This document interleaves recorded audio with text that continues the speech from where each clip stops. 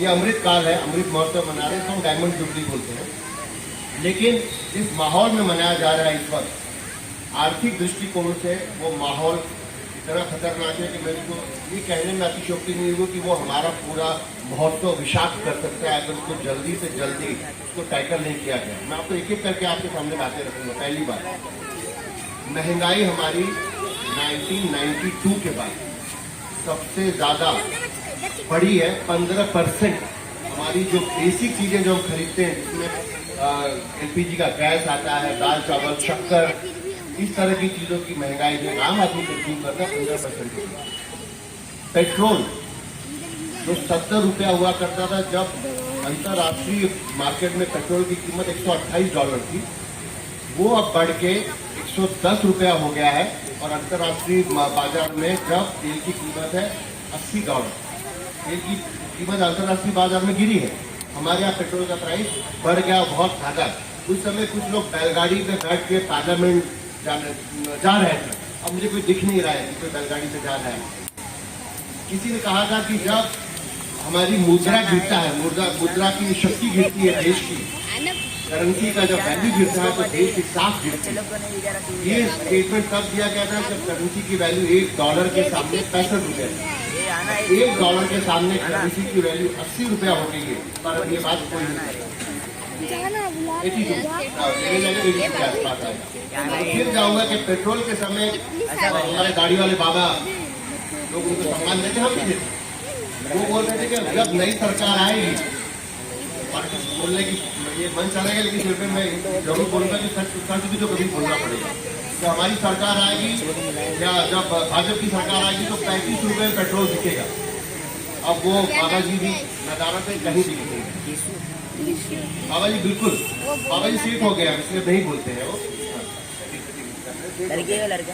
दूसरी सबसे खतरनाक बात ये है कि हमारे पास जितना मुद्रा है, मुद्रा मान लीजिए $580 बिलियन है, 1 बिलियन में 8,000 करोड़ रुपया होता है।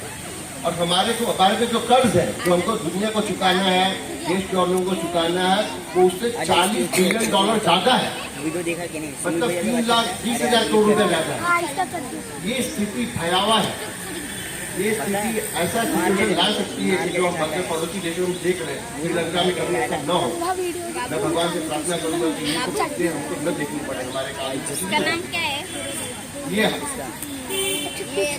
बांग्लादेश में, श्रीलंका में, बांग्लादेश में भी परिस्थिति खराब हो रही है। सही बात। उसी प्रकार से हमारा ट्रेड डेफिसिट, जितना हम एक्सपोर्ट करते हैं, एक्चुअली एक्सपोर्ट ज़्यादा करना चाहिए, इम्पोर्ट कम करना चाहिए। हमें अपना माल बाहर ज़्यादा बेचना चाहिए, दूसरों का माल कम खरीदना चाहिए। उसमें $30 बिलियन का गैप है, 1 बिलियन मतलब 8,000। मतलब हम पैसा कमा कम रहे, खर्चा ज़्यादा। LPG जो 400 रुपये में हुआ करती है 2013 में, वो अब 1100 रुपया हो गई सब्सिडी देने के बाद। और तब जब हम बहुत सारे अधिकांश लोगों ने LPG का अपना सिलेंडर सरेंडर कर दिया, उसके बाद यहाँ भाषण नहीं राशन। हमारी इकोनॉमिक अर्थव्यवस्था में सबसे ज्यादा बेरोजगारी जब से हम आजाद हुए 6.7%। अब तो ना तो रोजगारी मिल रही है, किसान महंगाई एकदम ज्यादा चरम सीमा पर, देश की मुद्रा स्थिति गिरती जा रही है, उसका वैल्यू गिर रहा है। इस माहौल में अमृत महोत्सव बना रहे हैं। लेकिन मैं आशावादी इंसान हूँ, मैं इससे निराश नहीं हूँ। हमारे पास और तरीके हैं जिससे हम गिरती अर्थव्यवस्था को आगे बढ़ा सकते हैं। हमको वो काम करना चाहिए जिसमें हम अच्छे हैं। तो हम किसमें अच्छे हैं? मैन्युफैक्चरिंग को छोड़ दिया जाए तो हम अच्छे हैं खेती में। तो गवर्नमेंट को ये देखना चाहिए कि वो खेती के लिए किसानों को जमीन बड़ी मुहैया कराए, एक साथ एक बड़ा लैंड पार्सल मिले। जैसे अब्रॉड में खेती होती है तो हम उस खेती की उपज को इंडिया में तो उसका जो हमारे को जो कंजम्पशन है वो पूरा करेंगे, हम अब्रॉड में भी उसको एक्सपोर्ट कर पाएंगे। क्योंकि पूरे विश्व में भूखमरी बहुत बढ़ने वाली है, सबसे बड़ी समस्या होने वाली है अनाज की और पानी की। तो खेती को हमें ध्यान देना चाहिए। बहुत सारे मुल्क इस दुनिया के ऐसे हैं जो सर्वाइवल करते हैं खाली टूरिज्म पे। भूटान हो गया, यूरोप पूरा, लोग घूमने कहाँ जाते हैं? यूरोप, स्विट्जरलैंड सब जगह जाते हैं। हमारे पास नेचुरल संपदा इतनी ज़्यादा है। हमारे पास रेगिस्तान से लेके बर्फीले पहाड़, नदियाँ, केरला, नॉर्थ ईस्ट इतना ब्यूटीफुल है। अगर हम टूरिज्म डेवलप खाली कर दें, अच्छी तरह से कि बाहर से कोई घूमने आए, उसको अच्छी सहूलत मिले, कम दाम पे हमारे देश का भ्रमण कर सके, टूरिज्म से हम अपना पूरा देश चला सकें, उस पर ध्यान देंगे किसी कैसे। तीसरी चीज़ है, हमारे पास ब्रेन बहुत तगड़ा है। इंडिया के दिमाग का लोहा पूरा विश्व मानता है। आईटी के फील्ड में अमेरिका हो चाहे पूरे यूरोप में बड़ी बड़ी कंपनियों के सीईओ, माइक्रोसॉफ्ट, गूगल, ट्विटर, फिर ओरेकल, ये सबके जो सबसे बड़े लोग हैं, उसको एमडी सीईओ बोलते हैं इंडियन। अमेरिका की पूरी आईटी की व्यवस्था इंडियन के दम पे चल रही है। तो यहाँ पर माइक्रोसॉफ्ट क्यों नहीं बन रहा है? यहाँ पर बन नहीं सकता, मैं ऐसा नहीं बोल रहा। यहाँ पर टीसीएस है, इन्फोसिस है, विप्रो है, लेकिन और बड़ी बड़ी संस्था इतनी बने कि हमारे देश का बच्चा बाहर जाने की उसको जरूरत न पड़े। हम बच्चे को तैयार करते हैं, 22 साल तक खर्चा हमारा देश करता है, और वही बच्चा मुफ्त में कोई उसको ज़्यादा दाम दे के बाहर उसकी भर्ती कर लेता है, रेडीमेड माल उठा लेता है। हमारे बच्चे को वहाँ चले जाते हैं। तो हमको आईटी के फील्ड में हमारी कंट्री में और डेवलपमेंट, इतना हम अपने बच्चों को इतना पैसा दे पाए, बिजनेस का इतना विस्तार करें कि हमारा बच्चा बाहर जाए नहीं। उसी तरह से है मेडिकल फील्ड, हेल्थ केयर में पूरे विश्व में बहुत ज़्यादा आप देख रहे हैं कि बीमारियां फैल रही हैं। इंडिया का हेल्थ केयर सिस्टम, इंडिया के डॉक्टर जग में प्रसिद्ध है।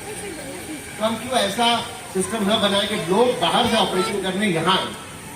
जैसे बाहर अगर मान लीजिए 100 रुपये में अमेरिका में ऑपरेशन हो रहा है, तो यहाँ पर 50 रुपये में लोग आएंगे, क्योंकि हमारे डॉक्टर बहुत अच्छे, और हमारे डॉक्टर बाहर जा रहे हैं इस वक्त। तो हेल्थ केयर पे भी विशेष हमको ध्यान देना चाहिए। तो एग्रीकल्चर हो गया, दूसरा हो गया आईटी, हेल्थ केयर हुआ, एजुकेशन। आप देखिए अभी, अब मैं दूर कहाँ बताऊँ, मेरे घर में मेरी लड़की को अच्छा एजुकेशन लेना था तो यूएसए की। मैं ये कह रहा हूँ कि हमारे पास IIT, हमारे पास IIM, उसको हम और सुदृढ़ बनाए, वैसे और इंस्टीट्यूशन खोले, जिससे कि बाहर के विश्व के लोग हमारे यहाँ पढ़ने हैं। अभी मेरी लड़की वहाँ पढ़ने गई है, ये आप लोग घर के लोग हैं, 1.5 करोड़ रुपये का खर्चा है। इतना पैसा मैं बाहर दे रहा हूँ, वही पैसा हमारे देश में क्यों ना आए? इस वक्त हमारे देश में यह हालत है कि हमारे देश में जो बाहर का निवेश होता है वो स्टॉक मार्केट में हो रहा है। जैसे स्टॉक मार्केट में कुछ गड़बड़ी होती, पूरा पैसा बाहर चला जाता है। 94,000 करोड़ 94,000 करोड़ जब से जनवरी से लेकर अभी तक इंडिया का पैसा बाहर चला है। हमारा इन्वेस्टमेंट कहाँ होना चाहिए? बाहर का।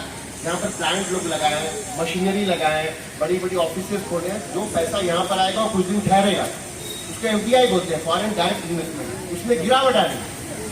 FII जो स्टॉक मार्केट में पैसा दे रहे हैं वो भी बाहर जा रहा है। हमारा कर्ज 3,20,000 करोड़ से ज़्यादा है। बता हमारे पास जितना पैसा उससे ज़्यादा कर्ज है जो देना है।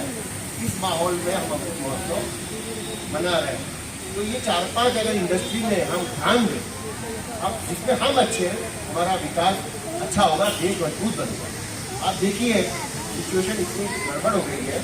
चाइना, हमारे जितने पड़ोसी देशों में हमारे संबंध अच्छे, हमारा संबंध खराब किससे? पाकिस्तान से। तो जैसा था वैसा था, पहले से वैसा ही, वो सुधरेंगे। चाइना से हमारे संबंध खराब थे, लेकिन चाइना इस तरह से अग्रेसिव होकर हमारी टेरिटरी में नहीं घुसा। जॉब हो रहा है बहुत सारी जगह पे, गवर्नमेंट खुद भी बोला हमारे टेरिटरी में चाइनीज लोग आके बैठे हुए। हमारे रिलेशन नेपाल हमसे हर सलाह मशवरा करके अपना काम करता था।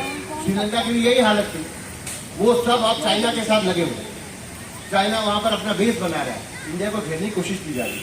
मतलब ऐसा कोई ऐसा दिन आ सकता है जहाँ पर हमारे को चाइना और पाकिस्तान से साथ में लड़ना पड़ेगा। उस माहौल में हमारी जो व्यवस्था उनकी डिफेंस बहुत हाई हुई थी। हमारे पायलट 40 पायलट मिग हमारा जो एयरक्राफ्ट है उसके साथ गिर के मर गए। एक एयरक्राफ्ट जब गिरता है कोई दम नहीं है, एयरक्राफ्ट खरीदा जा सकता है, लेकिन जब एक पायलट मरता है, पायलट को तैयार करने में 12-13 साल लगते हैं। वो पायलट जब चला जाता है उससे देश को बहुत बड़ा नुकसान है। हमारी जो तैयारी है वो नाकाफी है। अभी अगर चाइना से वॉर हो जाए तकलीफ हो जाएगी। तो उस तरफ भी हमको कहा एक अच्छा स्टेप है, अच्छी बात भी करनी चाहिए। बस ऐसा कर रहा है कि डिफेंस में हम लोग अब प्रॉब्लम भी होने की कोशिश कर रहे हैं, मैन्युफैक्चरिंग उसकी तरफ चल रही है। हमारे रॉकेट लोग यूज़ करते हैं अपनी सैटेलाइट लॉन्च करने के लिए पूरे विश्व में, लेकिन बहुत सस्ते दाम में करते हैं। ये सब हमारी उपलब्धियाँ हैं। तो हमको अपने स्ट्रेंथ पे आगे बढ़ना चाहिए और अपनी वीकनेसेस को सुधारना चाहिए। और जो माहौल अभी मुख्तार भाई कह रहे हैं कि जो यहाँ पर माहौल है, अब यहाँ पर ऐसा हो गया है कि गवर्नमेंट के खिलाफ अगर कोई कुछ बोलता है तो वो देशविद्रोही है।